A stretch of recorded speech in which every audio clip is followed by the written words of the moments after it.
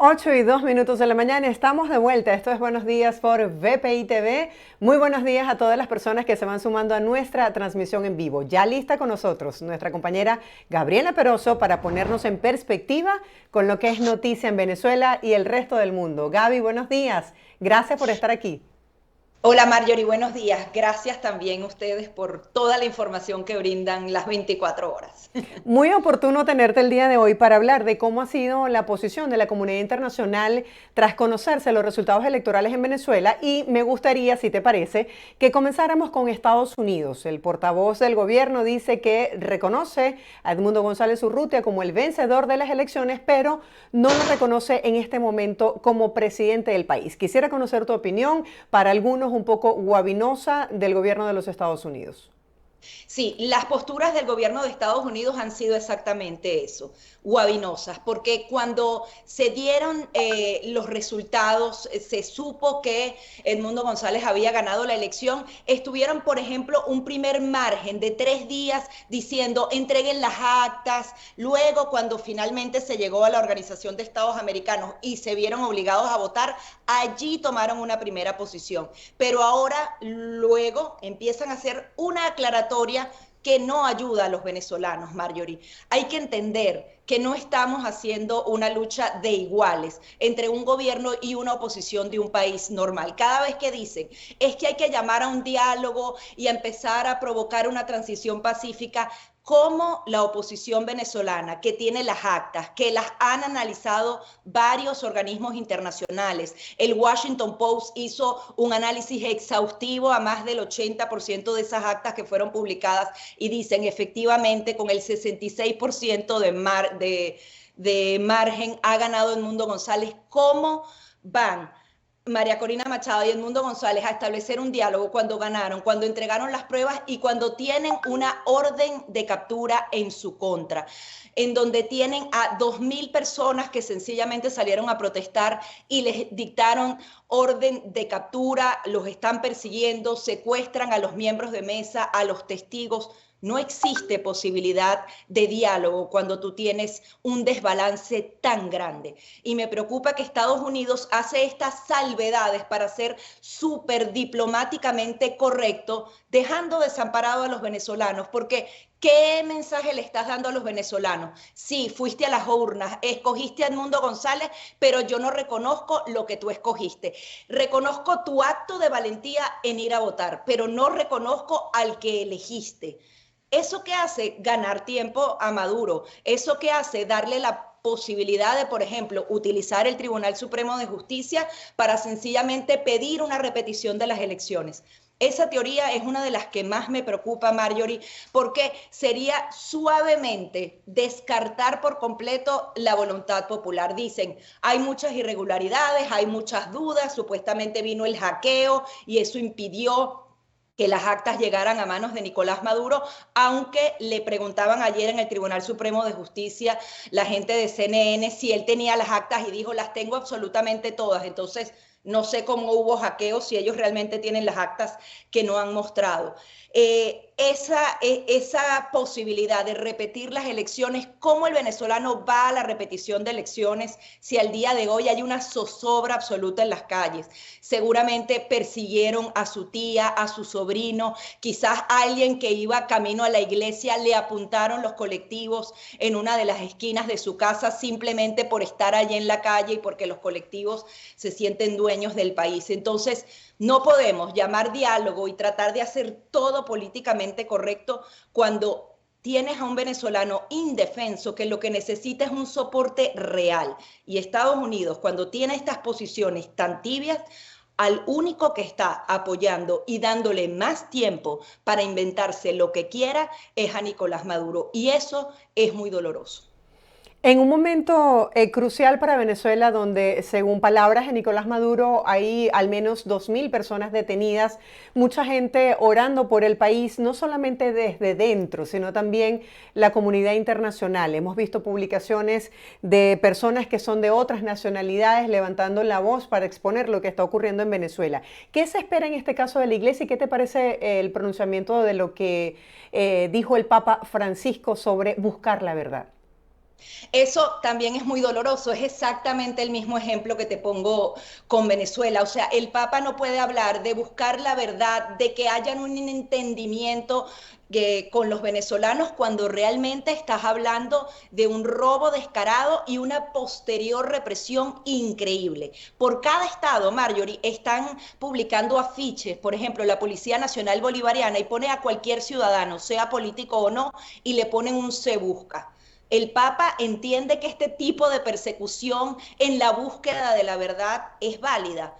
E incluso el Papa siempre ha tenido una postura muy suave con estos regímenes de izquierda y es muy doloroso. Incluso en Nicaragua sucedieron cosas peores. Persiguieron de la misma manera que hoy persiguen a los venezolanos, a sus padres, a sus representantes de la iglesia, y ellos no tuvieron la postura. Es más, luego se reunió con el régimen de Cuba y dijo que tenía una relación humana con el Castro que queda vivo.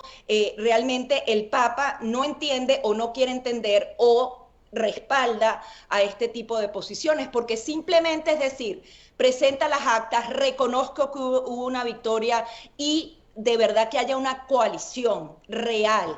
Incluso también me llamaba la atención la reunión entre Lula da Silva y Boric, el presidente de Chile. No quisieron pronunciarse el día de ayer, empezaron a decir, esta reunión es sobre la relación bilateral entre Brasil y Chile. No saben qué posición tomar. Yo me imagino que Chile va a ser mucho más duro, Brasil sigue guabinoso, intentó ser un poquito más fuerte con Maduro, pero ahora no se atreve, no sabemos qué pasó antes de la Organización de Estados Americanos, qué le ofreció Nicolás Maduro, porque al final aquí es un juego de intereses, en donde el pueblo venezolano está a merced de esos intereses geopolíticos, pero no tiene alternativa, porque otro de los puntos fundamentales aquí es que podría iniciarse una tercera guerra mundial o un conflicto mucho más extendido en el Medio Oriente. Tienes el frente abierto entre Rusia y Ucrania. No hay posibilidad alguna de ningún tipo de intervención militar, humanitaria, como quieras llamarla. Venezuela tiene que resolver su problema ella misma, pero si no tiene a los vecinos y si los vecinos le dicen a Nicolás Maduro, está bien, repite las elecciones, todo va a estar bien, ¿qué le queda a los venezolanos? Y Bueno, allí queda el Gaby, juego de Estado, sí. justamente veía cómo la comunidad internacional interpretaba lo que ha sido la participación de Boric. Decía, ha sido una de las voces más críticas contra Maduro y el primer líder internacional en pedir transparencia en los resultados electorales en Venezuela. Igual, dice, volvió a ser uno de los primeros en pronunciarse contra la investigación penal a líderes opositores venezolanos. Justamente ayer veía a Boric diciendo, mañana en la tarde me pronuncio sobre la situación de Venezuela. Se habla de estas negociaciones que pudiesen estar haciendo estos países, justamente la participación de México, Brasil, Colombia y en este caso esta inclusión a Boric. ¿Qué es lo más importante a resaltar de estas alianzas y de este llamado que ha hecho el presidente Boric, que de alguna manera ha dicho que se ha desmarcado de lo que ha sido la posición de Maduro y que busca la transparencia y la paz en Venezuela? Sí, estas cuatro naciones son las que comparten los mismos ideales bolivarianos, socialistas de Nicolás Maduro. Sin embargo, Boric ha sido fundamental porque no solamente ha criticado el tema venezolano, sino también ha sido muy dura con Nicaragua. O sea, él sabe perfectamente que una cosa es la amistad ideológica y otra es el respeto por los derechos humanos. Y por eso tenemos que admirar a ese presidente que tiene una postura firme, porque allí está siendo firme. No te importa pelearte con Lula da Silva ni con Venezuela, porque es un interés mayor, como debe ser, para eso son la defensa de los derechos humanos. México, Brasil y Colombia han estado mucho más tenues. Todo el mundo creía y apuntaba a que como podría venir una ola migratoria masiva hacia Colombia y hacia Brasil, ellos iban a tener una postura más fuerte. Porque a simple vista, yo creo que ellos siguen haciendo negocios con Nicolás Maduro y creo que les conviene esta forma de gobernar. No sé qué tipo de negocios podrán tener, pero realmente no han apoyado al pueblo venezolano, sino al dictador. Pero estaba ese temor. Sin embargo, la posición que han tomado aquí ha sido tibia, incluso de defensa, porque en la Organización de Estados Americanos se abstuvieron cuando era un voto fundamental el que ellos podían emitir y cambiar ese número 17 por un número 18 y tener algo aprobado, no contundente, no la Carta Democrática, pero sí una exigencia a que se entreguen las actas, porque no es que le están diciendo a Maduro, salte del poder porque yo, la nación vecina, quiero que te salgas. Es no, muestra las pruebas como las mostró la oposición. Eh, entonces, ellos serían fundamentales porque no es lo mismo un Nicolás Maduro completamente aislado, sin vecinos que lo acompañen, a un Nicolás Maduro que tiene a Rusia, a China y a Irán de su lado y en los alrededores a sus dos vecinos, a Brasil, a Colombia y a México. Además, estás hablando de Brasil y de México. E incluso la postura de México es insólita. Estaba hace minutos viendo un reportaje, Marjorie, a 7 cuadras del Palacio Presidencial hay un campamento de cartón y lonas y telas de venezolanos que están viviendo en una de las plazas a 7 cuadras de donde está López Obrador. Y él no tiene ni siquiera la idea de poder defender a esos venezolanos que están allí durmiendo en la calle y que además le acarrean un problema social en su país, porque además en el tema de la frontera la mayoría son venezolanos. Tienen que haber muchos otros intereses, mucho más profundos, y ya ahí entra todo el tema geopolítico terrible contra todo lo que tiene que ver con América y estos nuevos ejes y el nuevo orden mundial, porque sería la única manera de entenderlo. Si no, cualquier nación diría, ya no quiero más migración de los venezolanos y esto es un problema regional muy profundo. Tengo que apoyar a la democracia y a la libertad para que exista esa transición. Mientras ellos tengan posturas tibias, no hay transición democrática posible en Venezuela. Justo sobre eso quisiera profundizar. Ayer estuvimos conversando con el expresidente de Bolivia, Jorge Tuto Quiroga, quien decía que esperaba que los presidentes de la Unión Europea tuvieran una posición más firme sobre lo que para él es evidente está ocurriendo en Venezuela. Y hablaba justo de eso, de los límites de la diplomacia internacional cuando no se tiene una posición firme, versus lo que está ocurriendo ahora, que se ha presentado esta serie de documentación requerida por parte del Tribunal Supremo de Justicia en Venezuela, que da un lapso ahora de 15 días o más. Sí, si la diplomacia no tiene la contundencia que tiene que tener cuando hay un robo tan descarado, no tenemos nada, Marjorie. Incluso es peor que nada, porque la ambigüedad es el perfecto refugio de Nicolás Maduro para que invente unas actas, las falsifique, para que pida una repetición de elecciones, para lo que sea. El tema aquí es que pareciera que Nicolás Maduro solo evalúa dos caminos y la oposición, si bien todos los venezolanos salieron a votar, no tienen otros recursos para hacer cumplir esa voluntad popular. Entonces, Maduro tiene dos escenarios.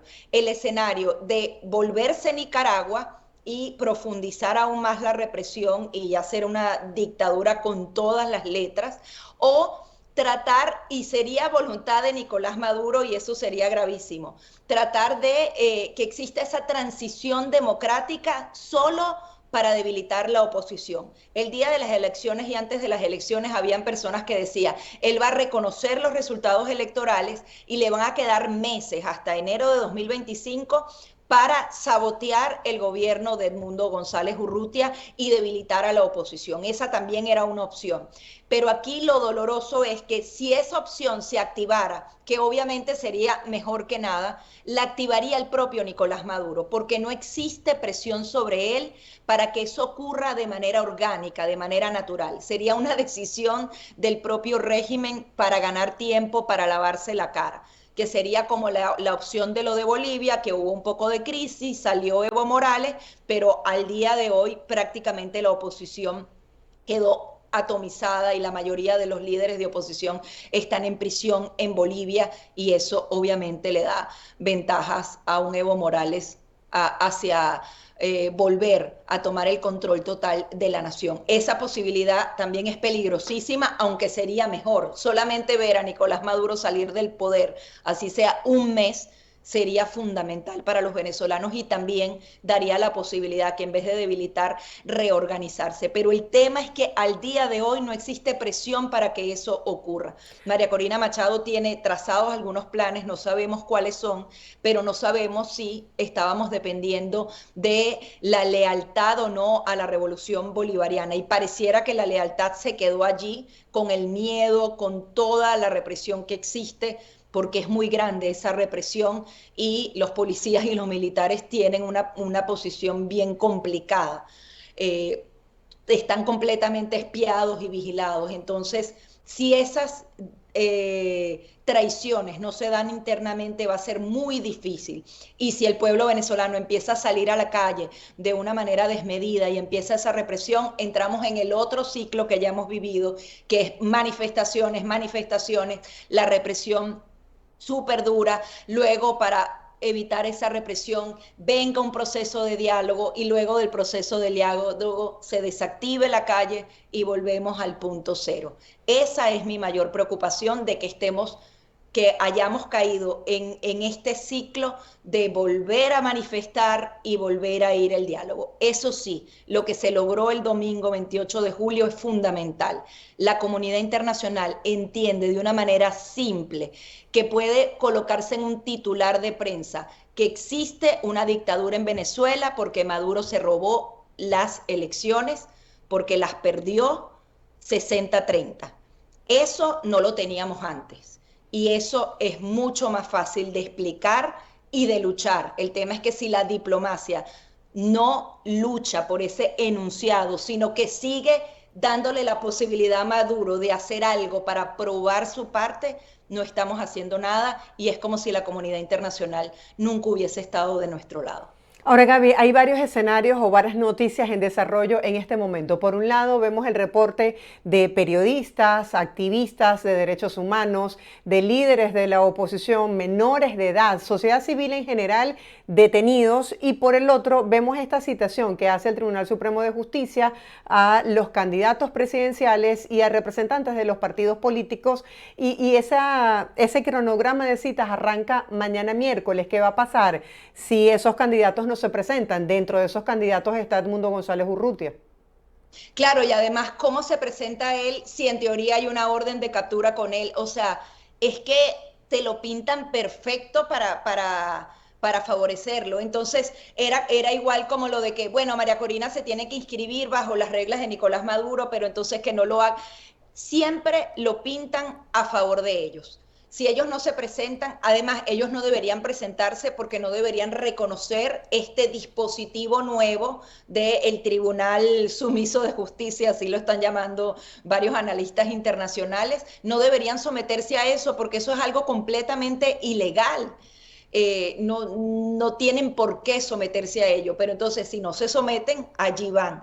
Ellos con lo del tribunal simplemente quieren anular la elección y anular la voluntad popular de un solo soplo y no tienen por qué acudir allí, pero el tema es que entonces se les complica aún más.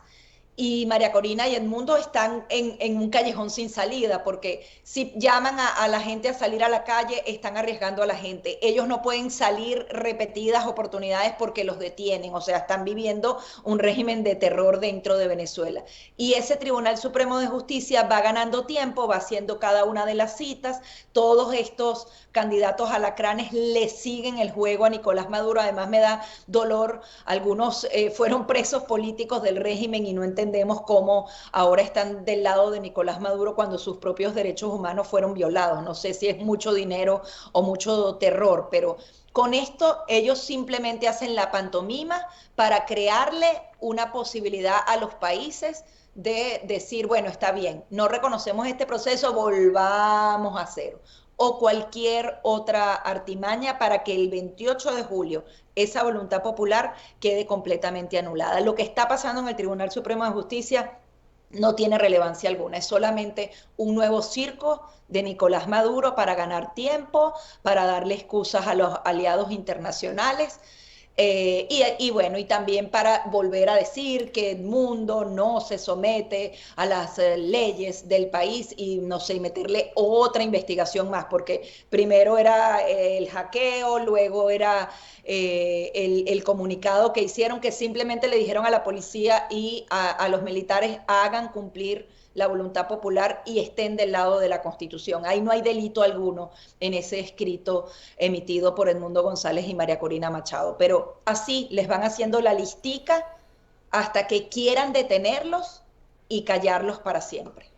Gaby, desde Venezuela nos han hecho llegar esos comentarios de agradecimiento porque estamos allí como una ventana informativa para transmitir los hechos que ocurren en nuestro país ante la censura que pudiese existir en Venezuela.